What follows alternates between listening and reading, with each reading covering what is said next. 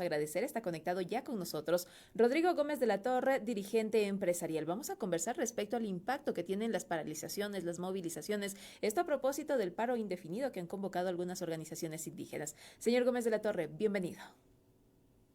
Muy buenos días, Marisa. Buenos días a todos quienes hacen la Asamblea Nacional, la radio, obviamente, y a quienes nos siguen en las redes y la radio.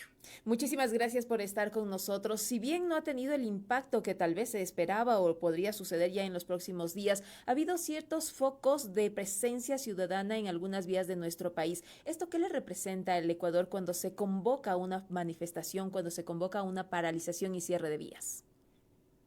A ver, le voy a ser franco, y ayer veía unos videos que me golpean mucho al alma personalmente. En el año 2019 se convocaron manifestaciones, quienes más golpeados salieron, más allá de la ciudad de Quito, obviamente, la Contraloría, etcétera, pero son los pequeños productores del campo y los productores de leche, particularmente en la sierra. En el 22 vimos el mismo impacto. Y el día de ayer en Imbabura veíamos cómo manifestantes apedreaban a un grupo de tanqueros transportando leche.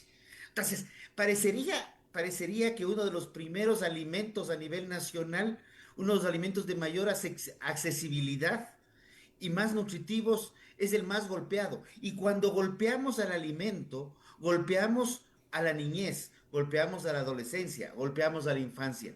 Entonces, eso es algo que en mi primera impresión.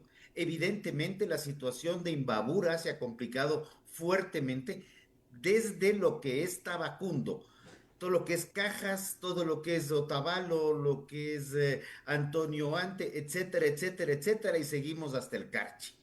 Vimos un foco que se estaba prendiendo en Saquicilí, no sé en este momento cómo esté, esto lo vi en la madrugada, pero evidentemente el paro paraliza, y cuando el paro paraliza, paraliza todas las actividades que están cercanas a los puntos de conflicto, sean actividades agrícolas, comerciales, de transporte, de industria, de todo. Y el país, los dos paros le han venido costando ya datos oficiales unos 1.800 millones de dólares, sin considerar todas las pérdidas negras que no conocemos, que son estos productores de leches, los productores de papa, de haba, que no pueden sacar su producto y se pierde, pero no se contabiliza. Pero también hay que recordar que, por ejemplo, el presidente de la República, y lo ha dicho también el ministro, no van a permitir que se presione a las comunidades a salir, porque básicamente ese ha sido como parte del proceso de llevar a la gente a las calles. Gente que tal vez quiere quedarse trabajando, cosechando su campo, pero le toca estar en las protestas, en las manifestaciones. A ver, yo le voy a ser franco y honesto, yo creo que hay de lado y lado. ¿Y por qué?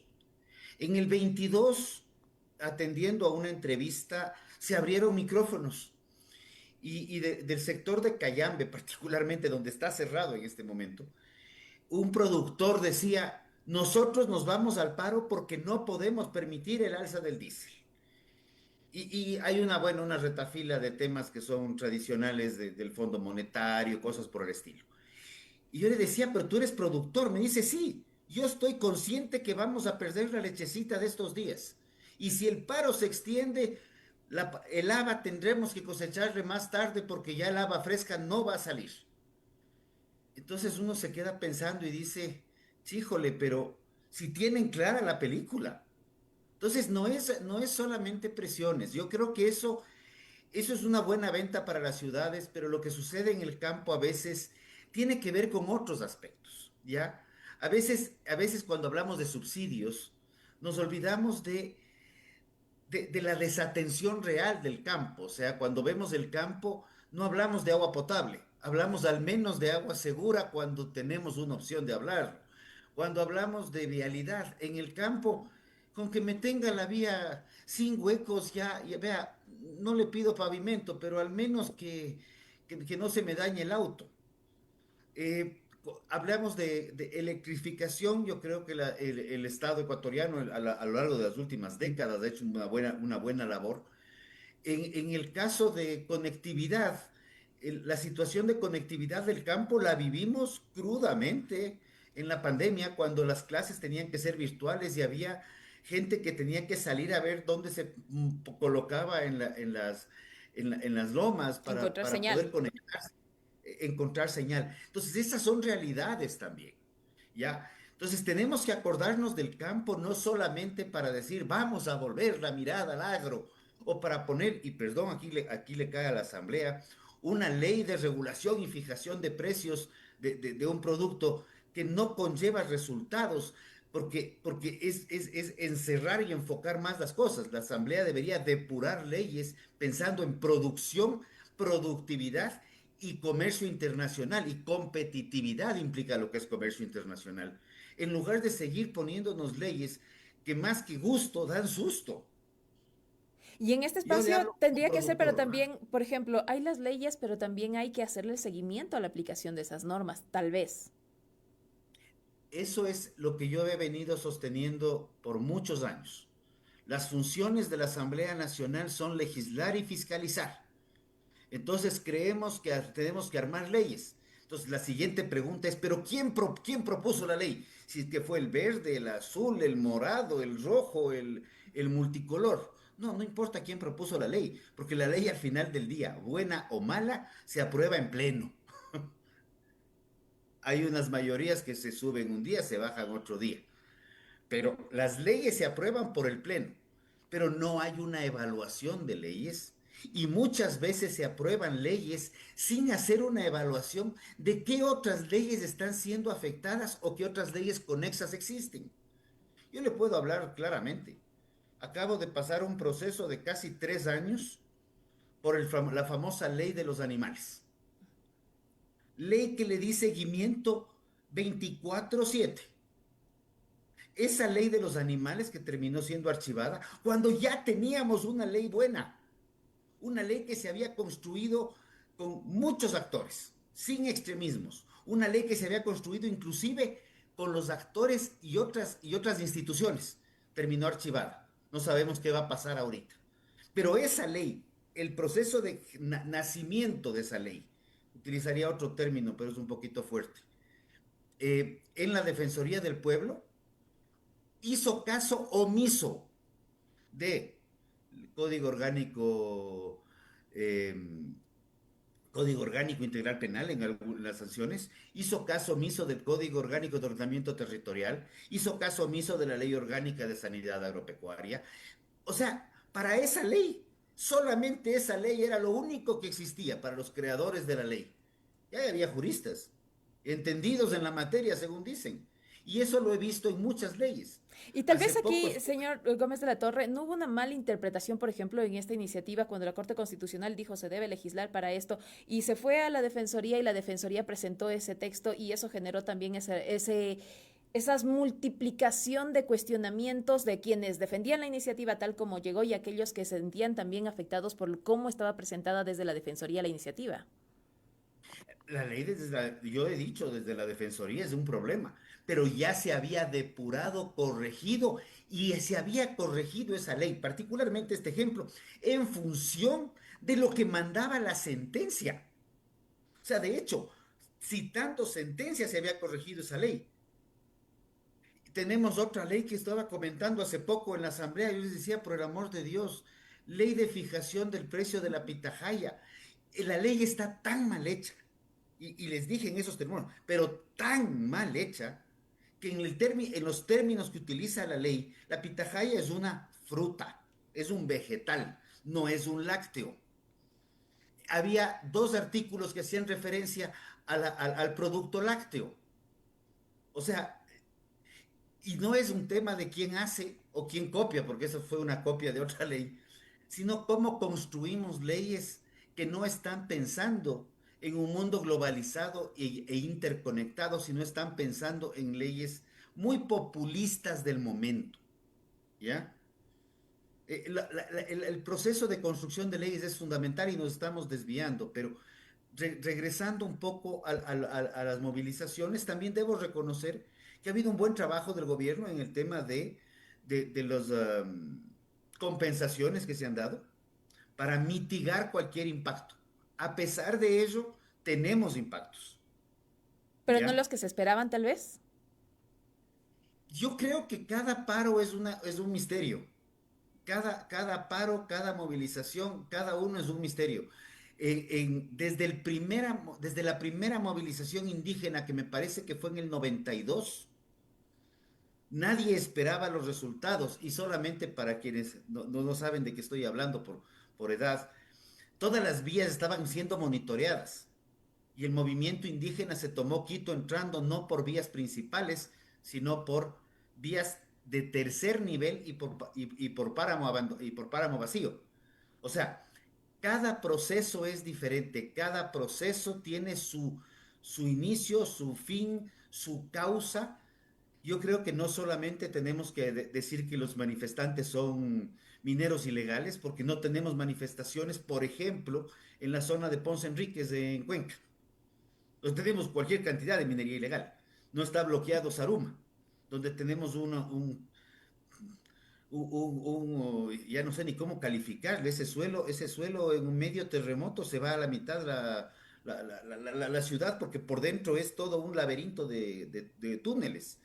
Ese tipo de cosas. Entonces hay que buscar también no solamente el ámbito político de cómo explicarle a la gente de la ciudad por qué la gente hace un paro, sino tratar de adentrarse en lo que está sucediendo en las comunidades para entender qué pasa. Hemos visto estos días, y qué pena, yo tengo un gran aprecio personal por la vicepresidenta, pero claro, ella estaba hablando de la interculturalidad, de la educación, de cómo le está yendo bien en Otavalo estos últimos días. Y vemos ahorita que Otavalo es uno de los focos más candentes que hay. Y tal vez se necesita Entonces, tal vez llegar con mayor información para poder explicar, por ejemplo, lo que se ha hecho en los últimos días y aparentemente también ha sido para que no haya lo que en el pasado apenas se anunciaba que se iba a revisar los subsidios, inmediatamente ya había la gente en la calle. Pero en este caso se hizo la redistribución, se informó cómo se iba a redistribuir esos recursos que se iban a quedar por la eliminación del subsidio. Tal vez no falta todavía más información para la explicación a la gente. más información de los dos lados. Definitivamente de información a la gente, y dos, de entender qué es lo que está pasando con la gente en territorio. No de una visita de un día, sino de entender lo que pasa. El territorio es complejo. Tenemos zonas de Pichincha que tienen diferencias estructurales. El Cantón Quito, no nos vayamos muy lejos.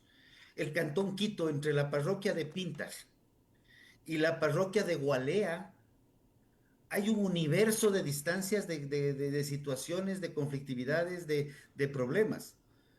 O sea, hay que entender un poco más al territorio para poder también comunicar en los términos que se requieren. ¿Ya? Entonces, eso es fundamental. Estamos conversando cuando son las 7 de la mañana con 15 minutos con Rodrigo Gómez de la Torre, dirigente empresarial, respecto a estas acciones que han iniciado, se anunciaron desde el domingo, iniciarían en el territorio ecuatoriano y algunos focos que se han registrado en nuestro país frente a este paro ante la eliminación del subsidio al diésel y la focalización y también la redistribución de estos recursos. Pero la organización indígena también ha dado a conocer que no solo se busca que se revierta esta decisión por parte del gobierno nacional, sino otros pedidos, como usted ya lo mencionaba, al Fondo Monetario Internacional, sino que también se habla acerca de la minería y todo lo que ha sido parte del cuestionamiento y las exigencias de esta organización. Con el cambio de Leonidas Issa a la actual administración, a la actual presidencia de la CONAIE, ¿usted ve que hay una modificación o se mantiene el mismo discurso?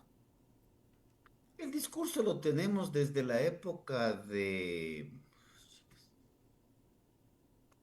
¿Cuál fue algún momento? Y voy a citar palabras literales. Cuando se hablaba me parece que era Marlon Santi. O sea, no estamos hablando, la estructura de CONAIE, hay una estructura programática en CONAIE que ha sido repetitiva desde hace muchísimos años. Yo he tenido el gusto de conocer a muchos dirigentes de CONAIE. Con algunos me llevo, con otros, si nos encontramos, creo que nos cambiamos de vereda los dos, no sé cuál más rápido que el otro. ¿Ya? Pero he podido trabajar con CONAIE y he podido coordinar con ellos algunos temas. Inclusive muchas veces hemos coincidido. Cuando estuve en la dirigencia de la Cámara de Agricultura, coincidíamos en programas peleando en contra de ciertas leyes conjuntamente con la CONAIE.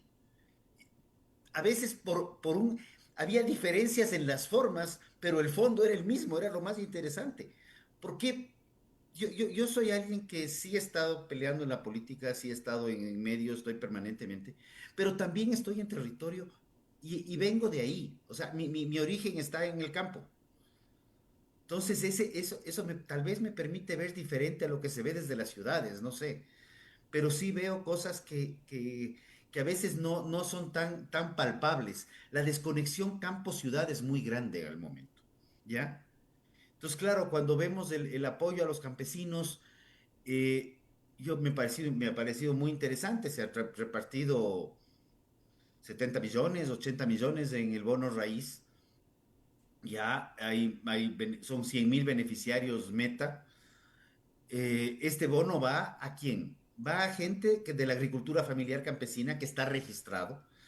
Va a gente que está en el registro social. O sea, entiéndase bono de desarrollo humano.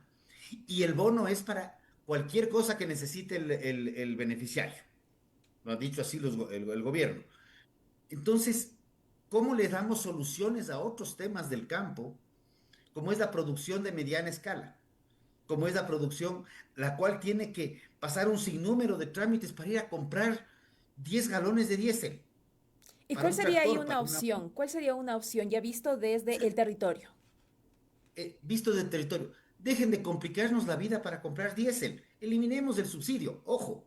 Y lo que estoy diciendo es, eliminemos. No se ha eliminado el subsidio. Países con subsidio, Ecuador y Colombia. Ecuador con $2.80 el diésel, Colombia con 2.70. Países sin subsidio, podemos coger el ejemplo de Perú, 4,20.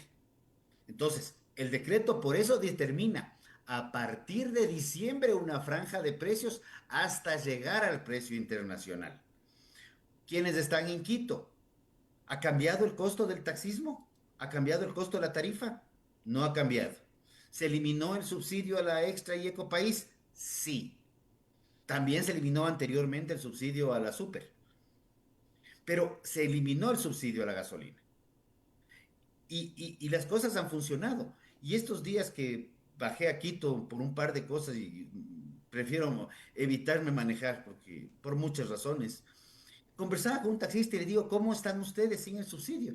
Me dice, vea, hay que trabajar y hay que ser eficientes en el trabajo. ¿Qué nos afecta más? Cuando nos subieron la tarifa de 1 a 1.50, porque ahora la gente ya por esos 50 centavos prefiere caminar 2 o 3 cuadras.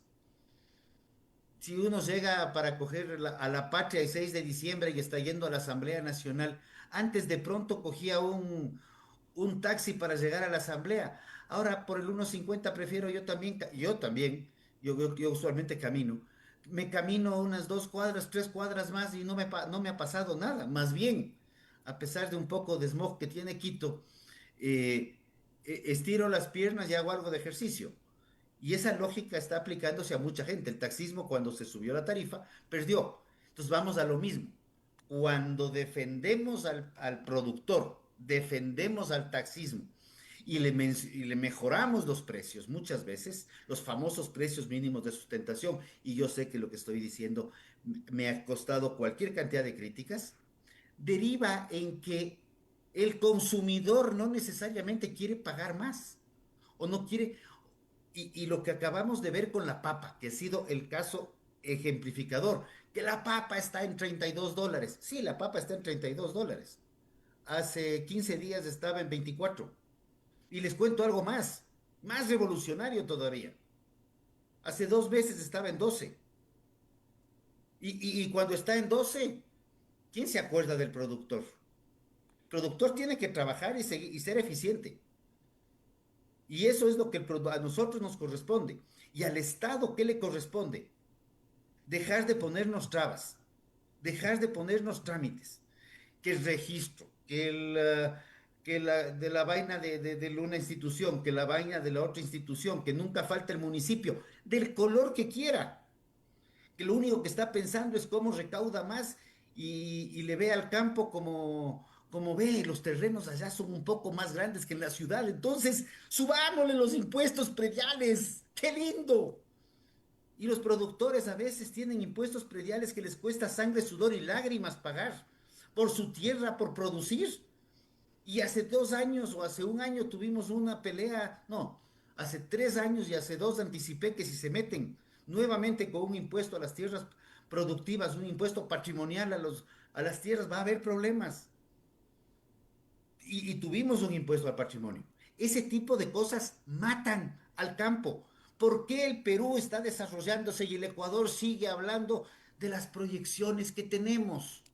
Y son solamente pequeños grupos que han podido consolidarse quienes están sacando adelante al país. Porque es el agro el que saca adelante al país. Porque el gobierno que tiene su vaquita lechera en el petróleo, que es de que está produciendo, la producción petrolera está estancada con tendencia a la baja y la refinación está parada. Y Muy dice bien, el premium, que importamos, no hay. muy bien, E señor. importamos a precio internacional. Muy bien, muy clara toda esa explicación. Muchísimas gracias.